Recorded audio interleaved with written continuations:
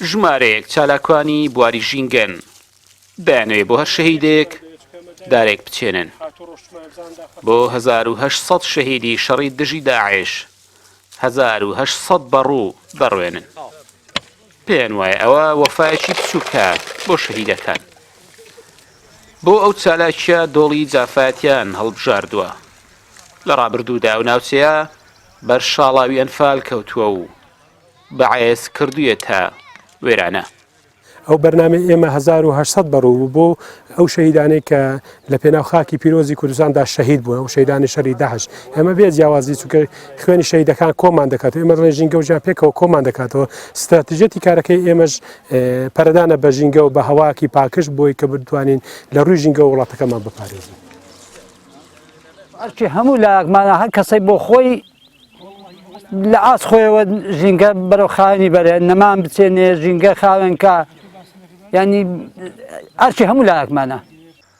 لە قۆناغی یەکەمی شاڵاوی ئەنفال بەعەز تەنها گوندەکانی وێران نەکرد، سروشت و ژینگەی ناوچەکەشی شێواندووە. ژینگەی زۆرێک لەو ناوچانە هێشتا ئاسەواری ئەو شاڵاوەی پێوە دیارە.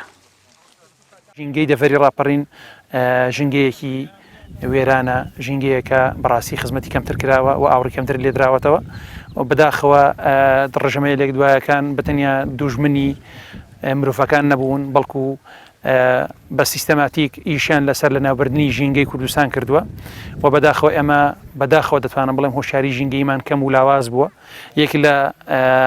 یەکێک لە ئامانجەکانی گروپی هۆشیاری پاراستنی ژینگەی هۆشیارکردنەوەی تاکە بەنسبەت ژینگە بەگشتی.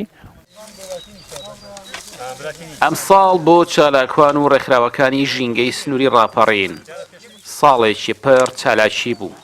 بە جۆرێک دایان هەزار بەڕوویان لە ناوچە شاخاویەکان ڕواندووە. سروشتی ناوچەکە بۆ چاندنی بەڕوو لەبارە. ئەو دارە جگە لە درێژی تەمەنی بەرگەی سەختیەکانی کەش و هەواش دەگرێ.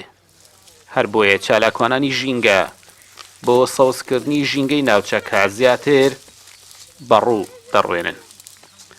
ئاراسەمین کوردستان 24 دۆڵی جافایەتی.